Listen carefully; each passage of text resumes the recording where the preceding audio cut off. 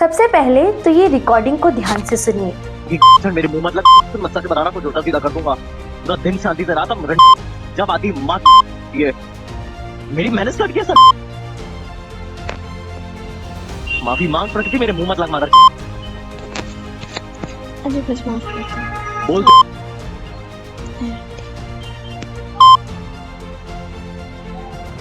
क्या मैंने क्या स्टार्ट किया है यहाँ पे? कुछ नहीं, मैंने स्टार्ट किया। की बच्ची मैंने क्या स्टार्ट किया बोलना। से बड़ा मुंह चलता तेरा कट कॉल करने का सिर्फ इसलिए कॉल सोच लेता हूँ तेरे बारे में, वही मैं हक देता हूँ। पूरा दिन मेरा सुकून से गया था। जरा सी चीज होती झट तेरे कुछ नहीं अकल में आया, झट तूने कुछ नहीं सीखा। मैं अपने आप को सही करूंगी, मैं अपने आप को शांत करूंगी, लाने कुछ नहीं कर पाई। हाँ मुंह बोलती हक देती है, क्या बिगाड़ा भाई मैंने तेरा? क्यों मेरे मुंह लगती है तुम्हें? मुझे गाली ना किया तेरे हाथ पे। तो वही तो मेरी गलती जो कर दिया था। वही तो आपकी गलती मान और निकल। तेरे से अपनी गलती नहीं मानी जा रही, तुमने मानी भाई। ये सुनने के बाद शायद आपके कान के पर्दे भी खड़े हो चुके होंगे। आपके मन में भी ये सवाल उठ रहा होगा, आखिर किसकी रिकॉर्डिंग थी ये? कौन था ये लड़का, कौन थी ये लड़की जो अपने आप को इतने ही ज्यादा अब्यूसिव मैनर में, अब्यूसिव तरीके से स्वीकार कर रही है? ये सारे सवाल मन में जरूर आ रहे होंगे कि कौन है, क्या है और कैसे हम इतने खुलेआम इस रिकॉर्डिंग को सुना रहे हैं। लेकिन कहीं ना कहीं इस रिकॉर्डिंग में उस मासूम लड़की का दर्द बयां होता है। जी हाँ, नमस्कार, आप सब खोल चुके हैं न्यूज डिग्गी। मैं हूं आपके साथ निशा सोनी। बात करने वाले हैं हम आज उसी किस्से की जो कि ओडिशा के भुवनेश्वर में KIIT कॉलेज में हुआ, Kalinga institute of industrial technology university की, जो कि ओडिशा के भुवनेश्वर में है। काफी फेमस यूनिवर्सिटी है, काफी चर्चित यूनिवर्सिटी है। इस यूनिवर्सिटी में लगभग 65 देशों से ज्यादा छात्र आते हैं और पढ़ाई करते हैं। उसी यूनिवर्सिटी में नेपाल के भी 2000 से अधिक छात्र पढ़ाई करते हैं। फिर एक ऐसी यूनिवर्सिटी में इतनी बड़ी घटना घट जाना, एक छात्रा का उसी यूनिवर्सिटी के हॉस्टल में सरेआम सुसाइड कर लेना, उसी यूनिवर्सिटी से इतनी बुरी तरीके की एक कॉल रिकॉर्डिंग वायरल होना और उसी यूनिवर्सिटी में शोषण और टॉर्चर का एक ऐसा मामला सामने आना कि एक 20 साल की छात्रा, यानी कि जिसका नाम प्रकृति लामसा, नेपाल की रहने वाली, उसको सुसाइड करना पड़ा। और उससे भी दूसरी बात ये है कि यूनिवर्सिटी के प्रशासन को इस बात की खबर थी कि छात्रा के साथ कुछ गलत हो रहा है, उस छात्रा को ब्लैकमेल किया जा रहा है, उसको टॉर्चर किया जा रहा है। उस छात्रा ने यूनिवर्सिटी एडमिनिस्ट्रेशन में जाकर कंप्लेन भी दर्ज कराई, लेकिन उसके बाद भी कोई एक्शन नहीं लिया गया, जिसका परिणाम 16 फरवरी को देखने को मिला। आखिर सब चीजों से त्रस्त आकर 20 साल की प्रकृति लामसा ने सुसाइड कर लिया। लेकिन यूनिवर्सिटी वालों का ये जो दुशासन है ये यहीं तक सीमित नहीं रहा।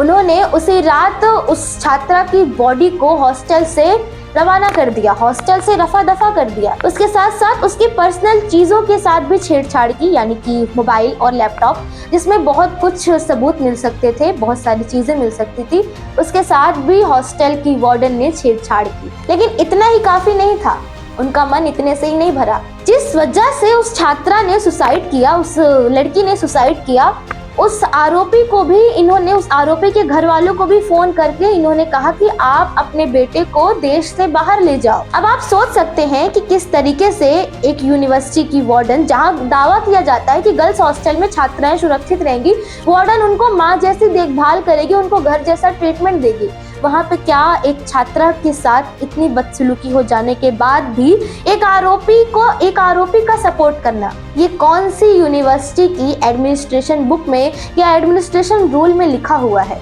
अगले दिन जैसे ही प्रकृति लामसा के सुसाइड का मामला सामने आया, उसके रूममेट ने ये चीज़ों का खुलासा किया कि अद्विक श्रीवास्तव ने, जो कि उसे ब्लैकमेल कर रहा था, क्योंकि वो उसके साथ रिलेशनशिप में थी, तो उसे उन चीज़ों को लेकर, फोटोज़ और वीडियोस को लेकर, बातों को लेकर उसे ब्लैकमेल कर रहा था, जिस वजह से प्रकृति लामसा से अब सहा नहीं गया और उसने सुसाइड कर लिया। लेकिन इसमें हम प्रकृति लामसा को ये नहीं कह सकते कि वो कायर थी। कॉलेज की तरफ से ये एक्शन लिया गया था कि अद्विक श्रीवास्तव को कुछ टाइम के लिए सस्पेंड कर दिया गया था, यानी पहले तो उसको वार्निंग दी गई, उसके बाद उसको कुछ टाइम के लिए सस्पेंड कर दिया गया। यहाँ सबसे बड़ी गलती आती है कॉलेज प्रशासन की।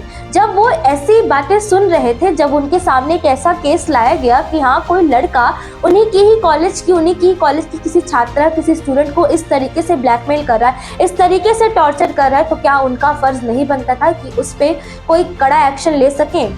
अगले दिन जब वो नेपाली स्टूडेंट प्रोटेस्ट पर उतरे तो उन पर प्रशासन के जरिए ही लाठियां चलवाई गई, उन स्टूडेंट्स को ही मारा गया, उन स्टूडेंट्स पर ही हमला किया गया, जिसका वीडियो भी आप सब किस तरीके से स्क्रीन पर देख सकते हैं। और इसके अलावा बात सिर्फ यहीं तक नहीं रही, जब गर्ल्स ने भी सभी छात्राओं ने मिलकर प्रोटेस्ट किया, आवाज उठाई, हॉस्टल की वार्डन के साथ साथ यूनिवर्सिटी के स्टाफ ने भी कुछ ऐसे शब्दों का प्रयोग किया, आप वीडियो में देख सकते हैं। बच्चों को मतलब खिला रहा है, पढ़ा रहा है, फ्री में बिठा के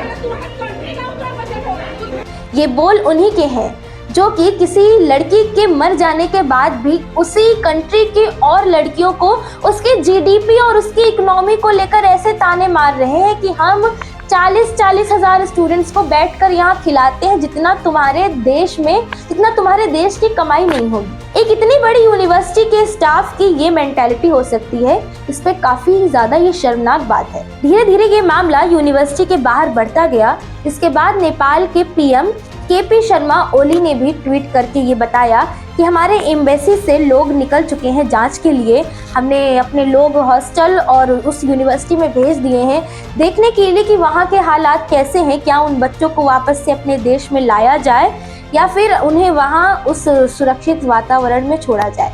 सुनील लामसल यानी कि प्रकृति लामसल के फादर जो हैं, उन्होंने मीडिया से बात करते हुए ये बताया कि हमने बड़ी ही उम्मीदों से अपनी बेटी को इंडिया भेजा था, माहौल अच्छा है, यूनिवर्सिटी अच्छी है, हमारी बच्ची वहाँ पढ़ सकेगी, लेकिन इतना कुछ हो जाने के बावजूद अब हम अपने छोटे बेटे को कभी भी इंडिया नहीं भेजेंगे। बाकी अब आने वाले समय में देखना ये होगा कि क्या कई सारे केसों, कई सारे वारदातों की तरह लोग इस वारदात को भी कुछ दिनों में भूल जाएंगे या फिर प्रशासन, नेपाल का प्रशासन, भुवनेश्वर की सरकार, नेपाल का प्रशासन, उड़ीसा की सरकार या फिर इंडिया का प्रशासन इस पे आगे क्या एक्शन लेता है, यूनिवर्सिटी पर क्या एक्शन लिया जाता है, यूनिवर्सिटी के स्टाफ पर, हॉस्टल की वार्डन पर और साथ ही साथ उस आरोपी लड़के यानी अद्विक श्रीवास्तव के ऊपर क्या एक्शन लिया जाता है। आगे की अपडेट के लिए बने रहिए हमारे साथ सिर्फ और सिर्फ न्यूज़ डिगी चैनल पर।